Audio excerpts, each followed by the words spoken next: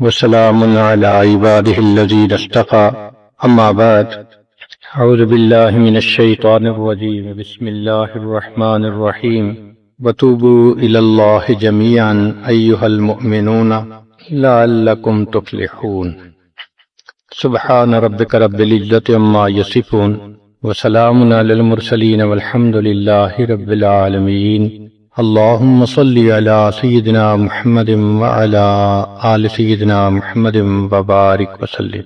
انسان جو کام بھی شریعت و سنت کے خلاف کرتا ہے اس کو گناہ کہتے ہیں، اس گناہ سے توبہ کرنا لازم ہوتا ہے۔ ارشاد باری تعالی ہے وَتُوبُوا إِلَى اللَّهِ جَمِيعًا أَيُّهَا الْمُؤْمِنُونَ لَعَلَّكُمْ تُفْلِحُونَ، اور اے ایمان والو تم سب کے سب اللہ کے سامنے توبہ کرو تاکہ تم فلاح پا جاؤ۔ چنانچہ ابن تیمیہ رحمۃ اللہ علیہ نے الایمان الاوسط ایک کتاب ہے، اس میں 10 اسباب بتائے ہیں جن سے انسان کے گناہ معاف ہوتے ہیں۔ یہ 10 اسباب ہمیں زبانی یاد ہونے چاہیے تاکہ ہم ان کے ذریعے سے اپنے گناہوں کی بخشش کا بندوبست کر لیں۔ سب سے پہلا سبب استغفار۔ استغفار کہتے ہیں کہ اپنے گزرے ہوئے گناہوں پر نادم ہونا۔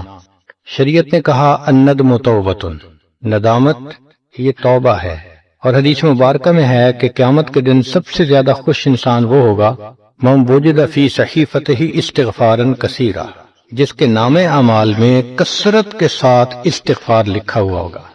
تو ہمیں کثرت سے استغفار پڑھنا چاہیے۔ چنانچہ ایک شخص حضرت حسن اللہ عنہ کے پاس آیا، حضرت بہت گناہ گار ہوں، کوئی عمل بتائیں۔ فرمایا استغفار پڑھو۔ ایک اور آدمی آیا، حضرت بارش نہیں ہو رہی، کوئی عمل بتائیں۔ فرمایا استغفار پڑھو۔ پھر ایک آدمی آیا کہ حضرت بہت قرضہ چڑھ گیا، دعا کریں کہ کوئی اسباب بن جائیں رزق کے، مال کے، تاکہ قرضہ اتر جائے۔ فرمایا استغفار پڑھو۔ پھر ایک شخص آیا کہ حضرت دعا کریں اللہ مجھے بیٹا دے دے۔ فرمایا استغفار کرو۔ ایک آدمی آیا میرا باغ ہے، دعا کریں کہ میرا پھل زیادہ لگے۔ فرمایا استغفار کرو۔ ایک آدمی آیا میری کھیتی باڑی کی زمین ہے، دعا کریں پانی اندر سے نکل آئے۔ فرمایا استغفار کرو۔ اب سننے والا حیران کہ مختلف لوگ مختلف ضروریات آ کر بیان کرتے رہے، سب کے لیے ایک ہی جواب۔ تو اس نے پوچھا کہ حضرت کیا مسئلہ؟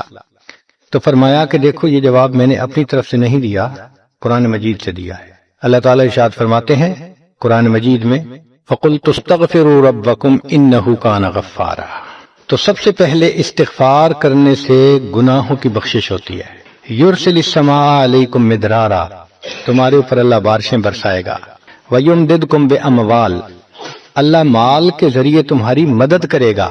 وبنین، اور بیٹوں کے ذریعے مدد کرے گا۔ ویجعل لکم جنات، اور اللہ تعالیٰ تمہیں درختوں پہ پھل زیادہ عطا کرے گا۔ وَيَجْعَلْ لَكُمْ أَنْهَارًا، اور اللہ تعالیٰ تمہارے لیے زمین سے چشمے جاری فرما دے گا۔ آپ اگر غور کریں تو ہماری روز مرہ کی جو پریشانیاں ہیں وہ انہی میں سے ہیں۔ کوئی بیٹے کے لیے پریشان، کوئی کاروبار کے لیے پریشان، کوئی قرضوں کی وجہ سے پریشان۔ اس کا مطلب یہ ہے کہ اگر ہم استغفار کرنے کی عادت ڈال لیں تو ہمیں کسی اور عمل کی ضرورت ہی نہیں ہے، اور یہ عمل قرآن مجید میں بتایا گیا ہے، یہ پروردگار عالم کا کلام ہے۔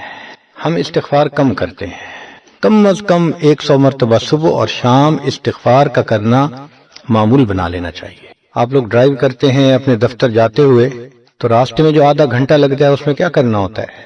بعض لوگ نعت سن لیتے ہیں، تلاوت سن لیتے ہیں، وہ بھی عبادت ہے، لیکن اس سے زیادہ بہتر یہ ہے کہ انسان خود پڑھے کچھ۔ تو اگر اس دوران آپ استغفر اللہ ہی پڑھتے رہیں تو سینکڑوں دفعہ استغفار نام اعمال میں لکھا جائے گا، اور اگر پورا پڑھ لیں استغفر اللہ ربی من کل ذنب واتوب الیہ تو یہ سونے پہ سہاگے والی بات ہے۔ تو اپنے ٹائمنگز کو ایسے ایڈجسٹ کریں کہ اس میں درود استغفار کثرت کے ساتھ آپ پڑھ سکیں، کیونکہ حدیث پاک میں یہ فرمانا کہ قیامت کے دن وہ بندہ بہت خوش ہوگا جس کے نام اعمال میں استغفار زیادہ ہوگا۔ دوسرا سبب ہے توبہ۔ توبہ اور استغفار بہت قریب ہیں، ان میں لائن آف ڈیمارکیشن ڈالنا تھوڑا ڈیفیکلٹ ہے، مگر علماء نے لکھا ہے کہ استغفار پچھلے گناہوں پہ ریپینٹنس کو کہتے ہیں، اور توبہ آئندہ گناہوں کو کمٹ نہ کرنا، اس کی کمٹمنٹ کرنا، عزم کرنا، اس کو کہتے ہیں۔ توبہ عزم جازم، ایک عہد کرنا کہ میں نے آج کے بعد گناہ نہیں کرنا، یہ توبہ کہلاتا ہے۔ تو گویا توبہ کا تعلق آئندہ گناہ نہ کرنا، استغفار کا تعلق پاسٹ کے ساتھ ہے کہ میں نے جو کیا برا کیا، اللہ بس میری غلطی کو پلیز معاف کر دیں، اس کو استغفار کہتے ہیں۔ اور یہ استغفار کا حکم اللہ رب العزت نے اپنے حبیب صلی اللہ علیہ وسلم کو دیا، فسبح بحمد ربک واستغفرہ، حکم ہے، صیغہ ہے امر کا۔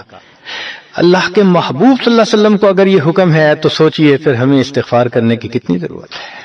توبہ ہر بندے پہ کرنی ضروری، چنانچہ کافر ہے تو وہ کفر سے توبہ کر کے مسلمان بن جائے، مومن ہے گناہوں سے توبہ کر کے نیک بن جائے۔ جو نیک ہے وہ جو اپنے اعمال کے اندر غفلت ہوتی ہے، نماز کی غفلت، ذکر میں غفلت، تلاوت میں غفلت، اس غفلت سے توبہ کرے، اور جو کہے کہ جی میں تو اس سے بھی توبہ کرتا ہوں، تو بھئی ہم جو اعمال کرتے ہیں یہ اس کوالٹی کے تو نہیں کہ اللہ تعالیٰ کے ہاں قبولیت پا سکیں۔ اب پھر استغفار کرنا کہ اللہ اس کو قبول کر لیجئے، کیونکہ اللہ کے محبوب صلی اللہ علیہ وسلم نے فرمایا ما عبدنا کا حق کا عبادتک، اے اللہ ہم نے عبادت نہیں کی جیسے عبادت کرنے کا حق تھا۔ اگر سید الاولین والآخرین صلی اللہ علیہ وسلم یہ فرماتے ہیں، ہم کس کھیت کی گاجر مولی ہیں، ہماری عبادتیں کیا عبادتیں ہیں؟ تو استغفار کرنا، توبہ کرنا ہم میں سے ہر بندے پر لازم ہے۔ تیسری چیز جس سے کہ گناہ معاف ہوتے ہیں، الحسنات الماحیہ، نیکیاں۔ جو انسان نیک اعمال کرتا ہے تو گناہ دھل جاتے ہیں۔ نیک اعمال کی مثال صابن کی ہے، گناہوں کی مثال میل کی سی ہے۔ صابن جتنا زیادہ لگتا ہے اتنا میل دھل جاتی ہے۔ ان الحسنات یذہبن السیئات، یہاں شیطان دھوکہ دیتا ہے۔ مثلا اگر کوئی بچہ تعلیم پا رہا ہے مگر کوئی گناہ بھی کرتا ہے، تیرے علم کا کیا فائدہ، گناہ تو چھوڑتا نہیں۔ بھائی اگر گناہ کرتے ہیں تو علم تو الٹا ان گناہوں کو دھوئے گا، وہ علم ہی چھڑوا دیتا ہے تاکہ دھونے کا مسئلہ ہی نہ رہے۔ اب عورت سوچے گی میں پردہ تو کرتی نہیں، نمازوں کا کیا فائدہ؟ یہ دھوکہ ہے شیطان کا۔ بھئی آپ نمازیں پڑھتی رہو، اس نمازوں کی برکت سے اللہ پھر پردے کی بھی توفیق دے دیں گے۔ تو نیکی نہیں چھوڑنی چاہیے کبھی بھی، یہ سوچ کے جی میں اچھا تو ہوں نہیں، کیا فائدہ؟ فائدہ ہے۔ جب اللہ فرما رہے ہیں کہ نیکیاں گناہوں کو دھو دیتی ہیں، بھئی گناہ تو ہم چھوڑتے نہیں اور نیکی آرام سے چھوڑ دیتے ہیں، یہ کہاں کی لاجک ہے؟ تو اس لیے نیکی بھاگ بھاگ کے کرنی چاہیے۔ اگر گناہ ہیں تو نیکی اور زیادہ کریں تاکہ نیکی کی برکت سے گناہوں کی ظلمت ختم ہو جائے اور دھل جائے۔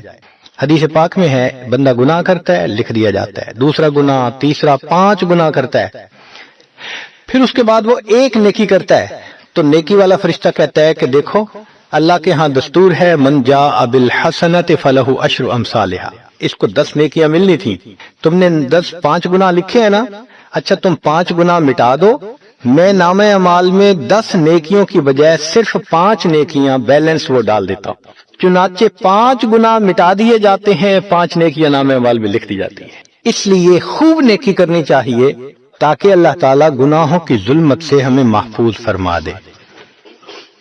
چوتھی چیز جس سے کہ گناہ معاف ہوتے ہیں، دعاء المؤمنین للمؤمن، جو ایمان والے ایک دوسرے کے لیے دعائیں کرتے ہیں اس سے بھی گناہ معاف ہوتے ہیں۔ چنانچہ عمر لانو جا رہے تھے عمرے کے لیے، نبی علیہ السلام نے فرمایا اے بھائی ہمیں اپنی دعاؤں میں نہ بھولنا، تو نبی علیہ السلام نے امت کو تعلیم دی کہ ایک دوسرے کو دعاؤں کے لیے کہنا چاہیے۔ یہ بہت اچھی عادت ہے کہ جب کسی سے ملیں جی ہمیں اپنی دعاؤں میں یاد رکھیں، والدین کو کہنا، بڑوں کو کہنا، دوستوں کو کہنا، کیا معلوم کس کی مانگی ہوئی دعا کام آ جائے۔ اس دعا کا فائدہ ہوتا ہے نا، تبھی تو قرآن مجید میں دعا سکھائی گئی، ربنا اغفر لنا ولاخواننا الذین سبقونا بالایمان، اے اللہ جو ہم سے پہلے ایمان والے چلے گئے ان کی بھی مغفرت فرما دے۔ تو فائدہ ہوتا ہے تو قرآن نے دعا سکھائی ہے نا۔ تو ایمان والوں کی دعاؤں سے دوسرے ایمان والوں کو فائدہ ہوتا ہے۔ حدیث پاک میں ہے دوست کی دعا دوست کے پیٹھ پیچھے رد نہیں کی جاتی، کیوں؟ اس میں خلوص ہوتا ہے۔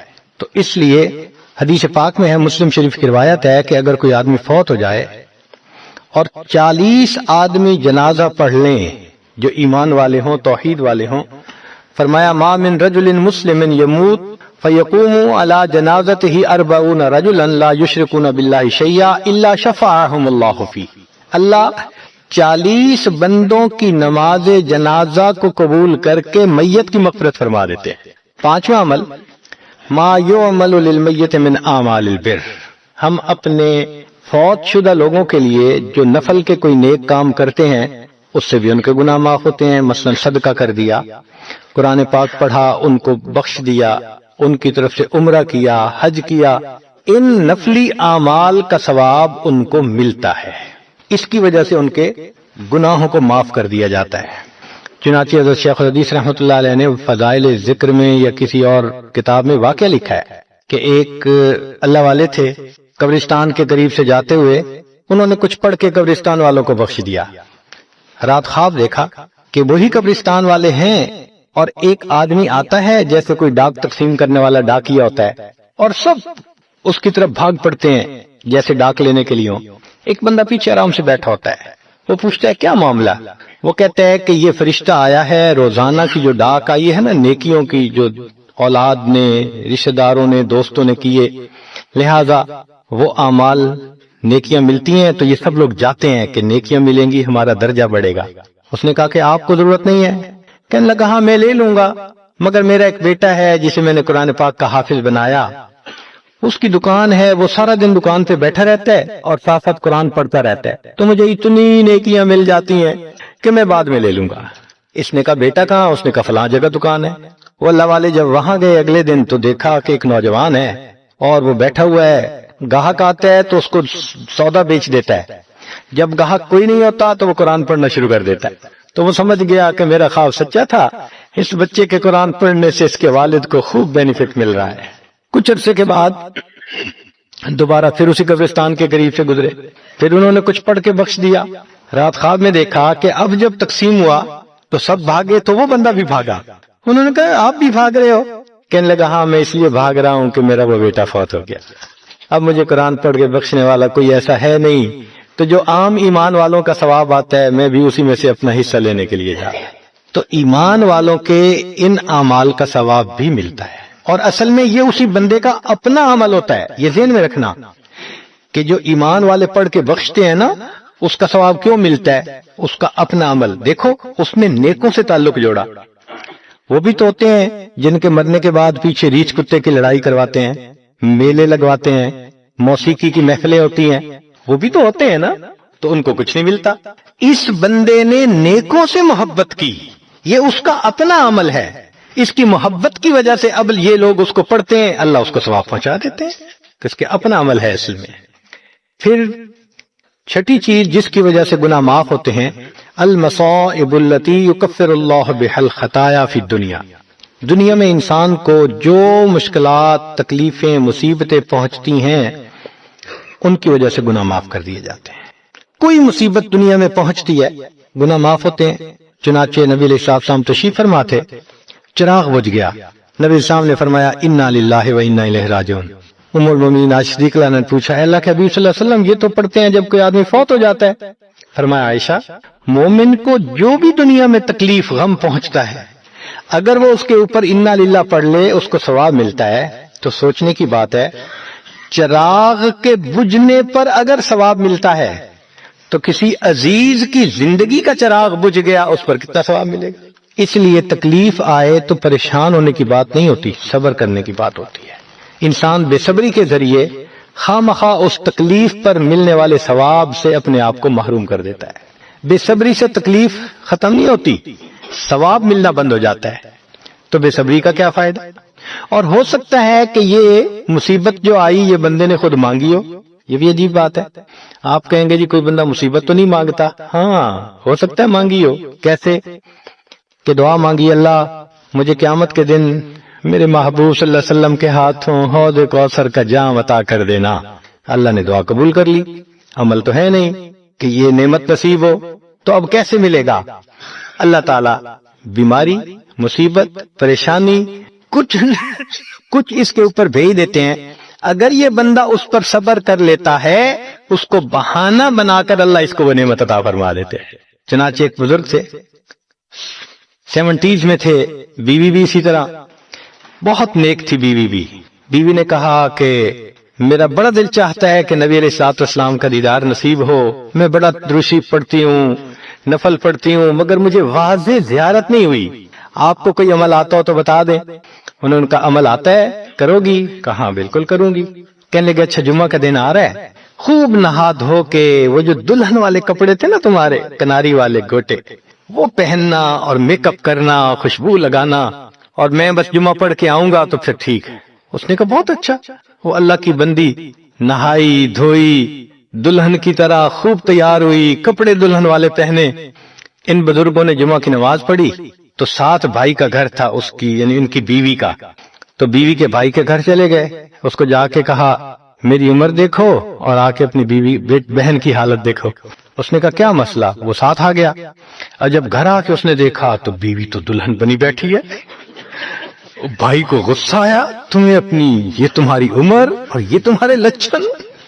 اس نے تو ڈانٹا اور وہ بیچاری روئی، اس کا دل ٹوٹا، رو رو کے حال برا، سو گئی۔ اللہ کی شان کہ اس نیند میں اس کو نبی علیہ السلام کی زیارت نصیب ہو گئی۔ اب وہ اٹھی تو وہ خوش بھی ہے اور پریشان بھی ہے، خوش اس بات پہ کہ زیارت ہو گئی، اور پریشان اس بات پہ کہ میاں نے کیا کیا، خود کہا دلہن بنو اور خود بھائی سے مجھے ڈانٹ پڑوا دی۔ تو پھر اس نے پوچھا کہ آپ نے ایسا کیوں کیا؟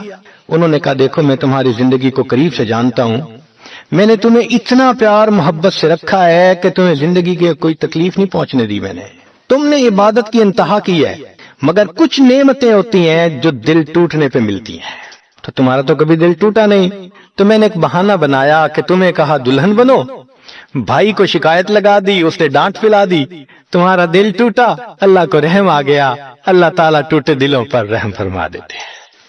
تو ممکن ہے کہ یہ مصیبت، یہ پریشانی اللہ کی طرف سے ہمارے لیے انعام کا سبب بن کے آئی ہو۔ اس لیے ہمارے بزرگوں نے کہا سکھ دکھاں تو دیوا وار، کہ میں سکھوں کو دکھوں پہ قربان کر دوں، سکھ دکھاں تو دیوا وار، دکھا آن ملائم یار، کہ دکھوں نے مجھے میرے یار سے ملا دیا۔ اللہ کو بڑا ترس آتا ہے اس بندے پر جس پر کوئی مصیبت آتی ہے، پریشانی آتی ہے۔ پھر ساتویں چیز جس سے کہ گناہ معاف ہوتے ہیں، ما يحصل فی القبر من الفتنة والزغطة والروع، قبر کے اندر انسان جب جائے گا تو اس کو وہاں پر زغط قبر پیش آئے گا، قبر دباتی ہے، اس قبر کے دبانے سے بھی گناہ معاف ہوتے ہیں، اور یہ زغط قبر ہر کسی کو پیش آئے گا۔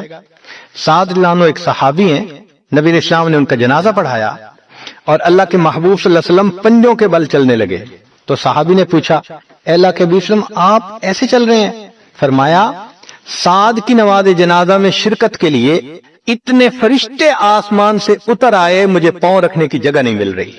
پھر حدیث پاک میں آتا ہے کہ نبی علیہ السلام نے فرمایا سعد کی وفات پر اللہ کا عرش بھی 3 دن تک روتا رہا۔ جن کی وفات پہ اللہ کا عرش روئے، اللہ کے فرشتے جنازے میں اتریں، کیسے اللہ کے مقبول بندے ہوں گے؟ پھر نبی علیہ السلام نے فرمایا سعد کو بھی زغط قبر پیش آیا۔ تو اس کا مطلب یہ کہ یہ زغط قبر تو پیش آنا ہی ہے، ہر کسی کو آنا ہے، کوئی بھی ہو۔ اب یہ عجیب سی بات ہے، مگر اس کو سمجھیں کہ کیوں پیش آنا ہے۔ آپ اگر کسی ریسٹورنٹ پہ جائیں اور جا کے سویٹ ڈش کھائیں یا کباب کھائیں تو بل پے کرنا پڑتا ہے نا، گروسری سٹور سے جا کے کوئی چیز لائیں بل پے کرنا پڑتا ہے نا، ہر چیز کا بل ہوتا ہے نا۔ اس دنیا میں انسان جو مزے لیتا ہے بھلے جائز صحیح، ان کی بھی ایک کاسٹ ہے اور وہ اسے پے کرنی پڑے گی، اور وہ کاسٹ زغط قبر سے پے ہوگی۔ اس لیے جس کی زندگی غربت میں گزری ہوگی اس کا زغط قبر بہت کم ہوگا، اور جس نے عیش آرام مزے سہولت انجوائے کیا کاسٹ تو دینی پڑے گی نا۔ تو زغط قبر تو پیش آنا ہے۔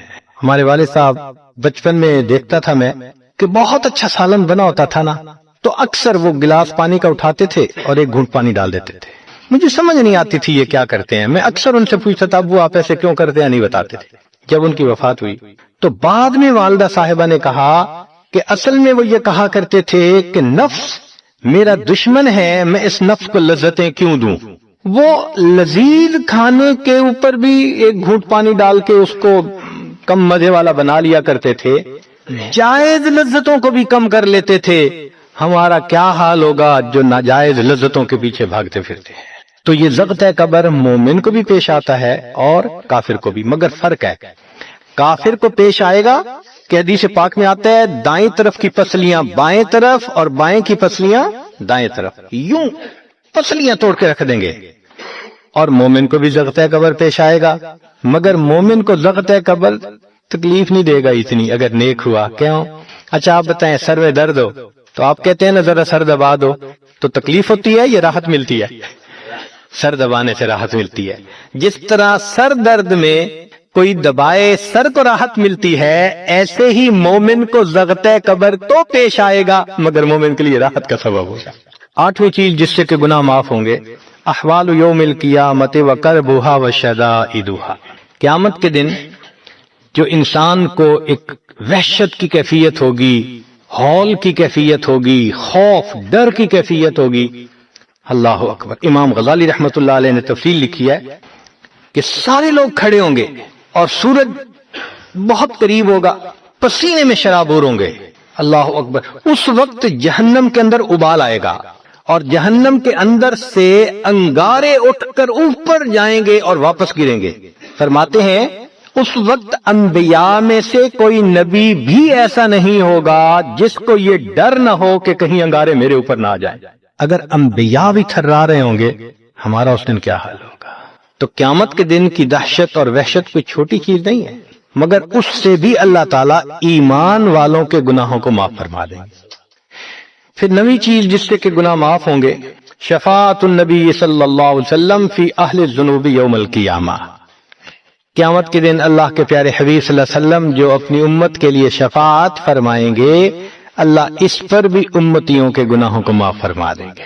نبی اسلام نے ارشاد فرمایا کہ اللہ رب العزت نے ہر نبی علیہ السلام کو ایک ایسی دعا مانگنے کا اختیار دیا کہ جیسی دعا مانگی جائے گی منوان قبول ہو جائے گی۔ تو انبیاء نے دعائیں مانگی، تو صحابی نے پوچھا اے اللہ کے حبیب صلی اللہ علیہ وسلم آپ کو بھی اختیار دیا گیا؟ فرمایا مجھے بھی اختیار دیا گیا۔ اے اللہ کے حبیب صلی اللہ علیہ وسلم آپ نے کیا دعا مانگی؟ فرمایا میں نے کوئی دعا نہیں مانگی، میں نے اس کو ذخیرہ رکھ لیا، قیامت کے دن جب میری گنہگار امت کا حساب ہوگا اس وقت میں وہ دعا مانگوں گا، امت کو لے کے جنت میں جاؤں گا۔ اللہ کے محبوب صلی اللہ علیہ وسلم کو امت سے کتنا پیار تھا۔ کوئی ماں اولاد کے لیے 23 سال نہیں روتی، جوان بیٹا فوت ہو 2-4 مہینے رو کے پھر نارمل لائف ہو جاتی ہے۔ کوئی باپ اولاد کے لیے 23 سال نہیں روتا، اللہ کے پیارے حبیب صلی اللہ علیہ وسلم امت کے لیے 23 سال آنسو بہاتے، رب امتی رب امتی رب امتی دعا مانگتے تھے، لمبے سجدے۔ ام المومنین عائشہ صدیقہ عنہا فرماتی ہیں کہ محبوب صلی اللہ علیہ وسلم کے آنسو جو مصلی پہ گرتے تھے مجھے لگتا تھا کہ بارش کے قطرے زمین کے اوپر گر رہے ہیں، ایسے آواز محسوس ہوتی تھی، اور اتنا لمبا سجدہ ہوتا تھا کہ کبھی کبھی میں اٹھ کے محبوب صلی اللہ علیہ وسلم کے پاؤں کے انگوٹھے کو ٹچ کرتی تھی کہ ابھی جان تو سلامت ہے نا، تب مجھے احساس ہوتا تھا نہیں ابھی تک نہیں، سجدہ لمبا ہو گیا۔ اتنا لمبا سجدہ کس کے لیے؟ اللہ امت کو گناہوں کو معاف فرما دے، امت کے گناہوں کو معاف۔ چنانچہ جب نبی علیہ الصلوۃ والسلام پر آخری یعنی مرض آئی، بیماری کی کیفیت آئی، تو اللہ کے حبیب صلی اللہ علیہ وسلم کو بخار بہت تیز ہو گیا تھا، اور جو مسجد میں آخری مرتبہ لائے تھے تو 2 آدمی تھے، ایک ادھر تھا ایک ادھر تھا، اور اللہ کے حبیب صلی اللہ علیہ وسلم نے ان کا سہارا لیا تھا اور بہت مشکل سے چل کے تشریف لائے تھے۔ یہ آخری نماز تھی، پھر واپس تشریف لے گئے، بخار اور تیز ہو گیا۔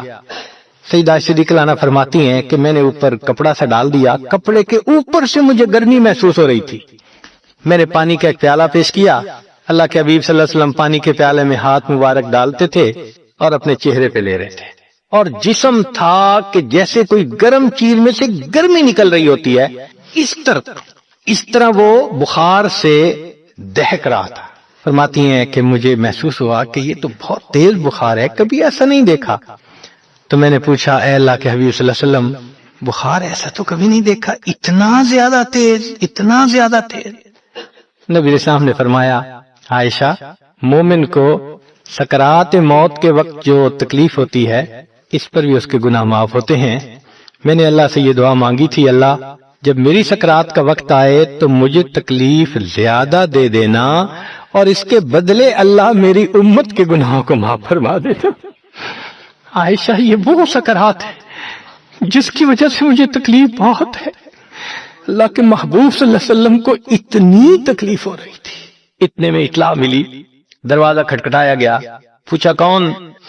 جواب ملا جبریل علیہ السلام، اور اسرائیل علیہ السلام اجازت مانگتے ہیں آنے کی۔ نبی علیہ السلام نے فرمایا جبرائیل اندر آ جائیں، تو جبرائیل آئے۔ اے اللہ کے حبیب صلی اللہ علیہ وسلم، اللہ نے آپ کو یاد فرمایا ہے۔ نبی علیہ السلام نے فرمایا جبرائیل اللہ تعالیٰ سے پوچھ کے یہ پہلے بتاؤ میرے بعد میری امت کا کیا حال ہوگا، پہلے پوچھ کے بتاؤ۔ جبرائیل علیہ السلام نے اللہ تعالیٰ سے پوچھا، رب کریم نے کہا، فرمایا میرے محبوب سے جا کر کہہ دو اے محبوب آپ کے بعد آپ کی امت کو تنہا نہیں چھوڑیں گے۔ جب نبی علیہ السلام کو تسلی ہو گئی، محبوب نے فرمایا اچھا ملک الموت کو بھی اندر آنے دو۔ اللہ کے محبوب صلی اللہ علیہ وسلم کو امت سے ایسی محبت تھی، اللہ اکبر۔ چنانچہ حدیث پاک میں ہے کہ نبی علیہ السلام نے فرمایا خیرت بین ان یدخل نصف امتی الجنہ و بین شفاعہ، اللہ رب العزت نے مجھے چوائس دیا، اختیار دیا کہ اے میرے حبیب صلی اللہ علیہ وسلم آپ چاہیں تو آپ کی آدھی امت کو بلا حساب جنت بھیج دیں گے، اور آپ چاہیں تو جن کی آپ شفاعت کریں ان کو بھیجیں گے۔ نبی علیہ السلام فرماتے ہیں فاخترت شفاعہ، میں نے شفاعت کو چن لیا، لأنہا اعم و اکثر، اس لیے کہ میری شفاعت پر آدھی سے زیادہ امت کے لوگ جنت میں چلے جائیں گے۔ اللہ اکبر۔ پوچھنے والے نے پوچھا اے اللہ کے حبیب صلی اللہ علیہ وسلم اترونہا للمتقین، کیا آپ کی شفاعت نیکوں کے لیے ہوگی؟ فرمایا لا ولکنہا للمذنبین الخطائین المتلوثین، نہیں میری شفاعت میرے امت کے گناہگاروں کے لیے ہوگی۔ اللہ کے حبیب صلی اللہ علیہ وسلم کی شفاعت کا نصیب ہو جانا یہ بھی گناہوں کی بخشش کا سبب ہے۔ مگر شفاعت کس کو نصیب ہوگی اس کی بھی تفصیل سن لیجئے۔ کچھ لوگ ہوتے ہیں سنت کو دیکھتے ہیں ان کا دل خوش ہو جاتا ہے، وہ سنت رکھنے والے کو انکریج کرتے ہیں، اس کو مورل سپورٹ دیتے ہیں، نہیں نہیں تم نے اچھا کیا۔ اور کچھ وہ ہوتے ہیں کہ جو دیکھتے ہیں چہرے پہ سنت سجی، کیا ملا بن گئے، کیا تم نے چہرے پہ کر لیا۔ علماء نے لکھا جس نے سنت کو دیکھ کر ناگواری کا اظہار کیا اس نے اپنے آپ کو شفاعت سے محروم کر لیا۔ یہ نہیں ہے کہ ہم سنت کا مذاق بناتے پھریں اور ہمیں شفاعت نصیب ہوگی، نہیں، احترام ہو دل میں سنت کا۔ نبی علیہ الصلوۃ والسلام کی ایک ایک سنت پہ قربان ہو انسان، جب یوں محبت ہوگی تو پھر نبی علیہ الصلوۃ والسلام کی شفاعت بھی ان کے لیے ہوگی۔ 10واں سبب جس سے کہ گناہ معاف ہوں گے، رحمت اللہ وعفوہ ومغفرتہ بلا سبب من العباد، قیامت کے دن انبیاء کرام شفاعت کریں گے، بخشش ہوگی، پھر علماء کریں گے، شہداء کریں گے، پھر سب جنتی شفاعت کریں گے، حتیٰ کہ کوئی ایسا نہیں رہے گا کہ جو کسی اور کی شفاعت کرے، اور وہ لوگ جہنم میں ہوں گے کہ جن کا کوئی جنتی واقف ہی نہیں ہوگا۔ اللہ اکبر، سالوں وہ جہنم میں جلتے رہیں گے، جلتے رہیں گے۔ پھر ایک وقت آئے گا کہ ان میں سے جن کے دل میں تھوڑا سا بھی ایمان ہوگا نا، اگرچہ اس کی شفاعت کرنے والا کوئی نہیں ہوگا، ان کو بھی اللہ بخشنے کا سبب بنائیں گے۔ وہ کیسا ہوگا؟ حدیث پاک میں آتا ہے کہ یہ جو ایمان والے ہوں گے نا، ان کے اور کافروں اور مشرکین کے درمیان جو دیوار تھی نا آگ کی، اس کو ذرا ٹرانسپیرنٹ اللہ بنائیں گے۔ تو مشرکین دیکھیں گے اور کہیں گے ہم تو جل ہی رہے تھے، تم تو کلمہ پڑھتے تھے، تم بھی یہاں جل رہے ہو۔ تو وہ جب ان کو کلمے کا تانا دیں گے کہ تمہارا نام تو مسلمانوں والا تھا نا، تو اس وقت وہ جہنمی اللہ سے فریاد کریں گے اللہ تیری توحید کا تانا دیتے ہیں، کہاں گیا تمہارا خدا، تم بھی ہمارے ساتھ جل رہے ہو۔ جب وہ فریاد کریں گے اللہ تعالیٰ جبرائیل علیہ السلام کو فرمائیں گے جبرائیل جاؤ، جس کے دل میں ذرہ برابر بھی تمہیں ایمان نظر آتا ہے اس کو بھی جہنم سے نکال دو، ان کو بھی جہنم سے نکال دیا جائے۔ پھر اس کے بعد وہ بچیں گے کہ جن کا ذرہ ایمان بھی نہیں فرشتے کو نظر آئے گا، مگر اللہ فرمائیں گے انبیاء نے بھی شفاعت کر لی، شہداء نے بھی، علماء نے بھی، جنتیوں نے بھی، اب میں اپنی رحمت کا اظہار کرتا ہوں، میں بھی تو بندوں سے محبت کرتا ہوں۔ حدیث پاک میں ہے ثلاثہ حشیات، یوں کر کے اگر گندم ہونا اور انسان دونوں ہاتھوں کو ایسے کرے تو اس کو لپ کہتے ہیں، لپ بھرنا، تو اس میں ہزاروں چاول کے دانے آ سکتے ہیں۔ سوچئے اللہ رب العزت لپ بھریں گے تو وہ کتنی بڑی ہوگی، کھربوں لوگ ہوں گے، ایک لپ کو بھر کے نکالا جائے گا، پھر دوسری کو نکالا جائے گا، پھر تیسری لپ بھر کے نکالیں گے، پھر ایک حوض ہوگا، کہا جائے گا جہنمی کو اغتسل فی ھذا الغدیر، اس حوض کے اندر تم جاؤ غسل کرو. جب وہ غسل کریں گے بالکل ان کے جسم صحیح سلامت ہو جائیں گے. پھر اللہ تعالیٰ ان کو جنت عطا فرمائیں گے، مگر ان کے ماتھے پر لکھا ہوا ہوگا اتقاء الرحمن، کہ رحمان نے اپنی رحمت سے ان کو رعایتی پاس کر دیا. وہ جنت میں جائیں گے. اب جو جنت میں جائیں گے تو جنتی لوگ ان کے ساتھ ملیں گے، خوش ہوں گے، مگر کہیں کہیں کوئی ان کو کہے گا ہم تو اللہ کے فضل سے سیدھا آ گئے، تم تو آیا فلاں جگہ سے آئے ہو نا، رعایتی پاس ہو. اب جب ان کو رعایتی پاس کا تانا ملے گا تو ان کو عجیب لگے گا. پھر ایک وقت آئے گا کہ یہ سب اتقاء الرحمن اللہ کے سامنے فریاد کریں گے، اللہ آپ نے اپنی رحمت سے جہنم سے نکال دیا، جنت بھیج دیا، یہ جو مہر ایک لگا دی یہ بھی تو اتار دیجئے نا. تو اللہ تعالیٰ ان کی مہر کو ختم فرمائیں گے اور یہ جنت میں رہنے لگ جائیں گے. امام غزالی رحمت اللہ علیہ اس واقعے کو نقل کرنے کے بعد لکھتے ہیں میرا کوئی عمل ایسا تو نہیں کہ میں امید کروں کہ میں جنت چلا جاؤں گا، کاش اللہ مجھے ان اتقاء الرحمن میں شامل فرما لیتے، کاش کہ اللہ تعالیٰ مجھے ان اتقاء الرحمن میں شامل فرما لیتے. بے گناہوں میں چلا زاہد جو اس کو دیکھنے، مغفرت بولی ادھر آ میں گنہگاروں میں ہوں، وہ کرشمے شان رحمت میں دکھائے روز حشر، چیخ اٹھا ہر بے گناہ میں بھی گنہگاروں میں ہوں. اللہ اکبر. حضرت قاری طیب صاحب رحمت اللہ علیہ ایک کتاب میں لکھتے ہیں اتنا اللہ کی رحمت کا ظہور ہوگا، اتنا ظہور ہوگا اس دن، ایک ایسا وقت آئے گا کہ شیطان بھی سر اٹھا کر دیکھے گا، اسے بھی امید لگے گی شاید میری بھی مغفرت کر دی جائے. وَكَانَ بِالْمُؤْمِنِينَ رَحِيمًا. اللہ تعالیٰ قیامت کے دن اپنی رحمت کا اظہار فرمائے. اللہ کرے قیامت کے دن اللہ کی رحمت سے ہمارا کام بن جائے. اللہ تعالیٰ ہمیں اپنے گناہوں سے سچی توبہ کرنے کی توفیق عطا فرمائے اور اللہ تعالیٰ ہمیں اپنے بخشش کیے ہوئے گنہگار بندوں کی قطار میں قیامت کے دن شامل فرمائے. وآخر دعوانا ان الحمد للہ رب العالمین.